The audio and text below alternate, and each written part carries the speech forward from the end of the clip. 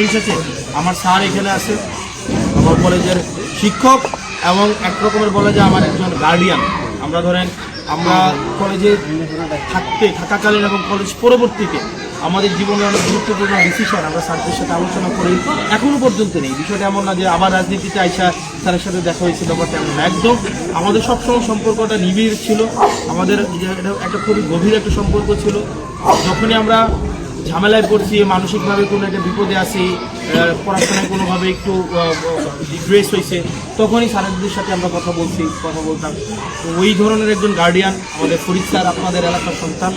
Sir আমাকে মানসিকভাবে, তারপরে পরবর্তীতে নির্বাচনের স্ট্র্যাটেজি সেট করার ক্ষেত্রে স্যারের যে মেধা, স্যারের যে প্রজ্ঞা, আপনাদের এলাকার স্যার হচ্ছে একজন সম্পদ। আপনার এলাকায় আপনারা, এবং উনি শিক্ষক হিসেবে অসাধারণ। আপনারা এখানে যারা আছেন, উনি মূলত হচ্ছে পরিসংখ্যানের শিক্ষক, কিন্তু আমরা ওনার কাছে পড়ছিলাম আইসিটি। এবং উনি কুমিল্লা মানে পুরা জেলায়, কুমিল্লা পুরা বোর্ডে উনি জনপ্রিয় হচ্ছে আইসিটির জন্য। উনি আইসিটি পড়ান এবং এটা একদম ধরেন প্রায়োগিক আইসিটি তো তাত্ত্বিকভাবে হচ্ছে একটা থাকে কাককোঠা টাইপের মনে হয় মানুষের কাছে, বুঝে না। কিন্তু স্যার যেই জিনিস থেকে একদম দৃশ্যমান, এটা হচ্ছে একদম যেটাকে আমরা ইংরেজিতে টেনজিবল করে হচ্ছে বাচ্চাদের সামনে এই বিষয়গুলো একদম টেনজিবল হইতো। এবং আমার মনে আছে আমি আইসিটিতে স্যার যখন পড়াইছিলাম, আমি স্যারের কাছে 1 মাস প্রাইভেট করছিলাম। মানে কলেজে ছাত্রদেরকে ধরে রাখি ওরা ভালো রেজাল্ট করবে, আছে না? তো আমাকে ওরকম ধরে রাখছিলাম আমি ভালো রেজাল্ট করবো, তবে কোন সাবজেক্টে আমার A+ ছুটতে পারে সেটা হচ্ছে আইসিটি। মানে এটা ধরছিল। তো পরে আমরা এটা ব্যাচ করে আমরা স্যারের কাছে 1 মাস করছিলাম। 1 মাস পড়ার পরে আমি স্যার যেভাবে বুঝাইছে আমরা এভাবে লিখছিলাম, এবং আমি পরীক্ষাতে মানে এইচএসসিতে ইন্টারমিডিয়েট বোর্ডে আমি হচ্ছে এই আইসিটিতে আমি 99 পাইছিলাম। আমি কোনো এমসিকিউ একটা ভুল হয়েছিল, লিখিত হচ্ছে লিখিত 40 ছিল, 40 থেকে 40, এমসিকিউ ছিল 25 না 25 থেকে 24, আর প্র্যাকটিক্যাল মনে হয় ছিল না 25 থেকে 25। তো যেটা দাঁড়াইছিল যে একটা এমসিকিউ, এবং আমি কোনো নোট করি নাই, গাইড করি নাই, আমি যা বুঝছি আমি তা লিখি। এবং এই স্যারের এই প্রায়োগিক বিষয়টা আমার ইউনিভার্সিটিতে আমাকে হেল্প করছে। আমি এডুকেশন কোচিং যখন করাই তখন আমি আইসিটি পড়াইতাম।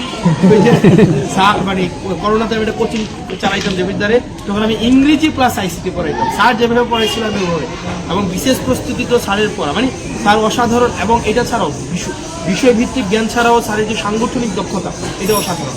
কারণ কলেজ তো একটা প্রতিষ্ঠান কিন্তু শুধুমাত্র তাত্ত্বিকভাবে চলে না, এখানে সাংগঠনিক অনেক কিছু আছে।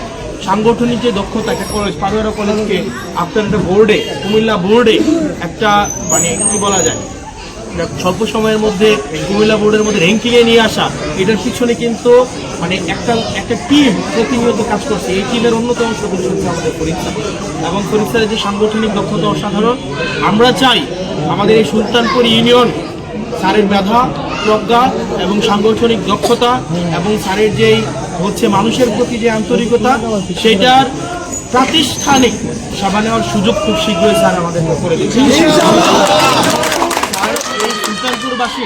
সুলতানপুরের হক আছে স্যারের প্রতি, এই গ্রামের সন্তান, এই গ্রামের মানুষের হক আছে, এই গ্রামের বাচ্চাদের হক আছে।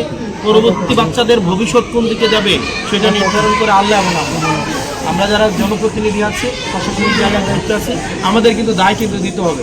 সুতরাং স্যারের কোনো বলার সুযোগই নাই যে এই দায় হারানোর সুযোগ আছে।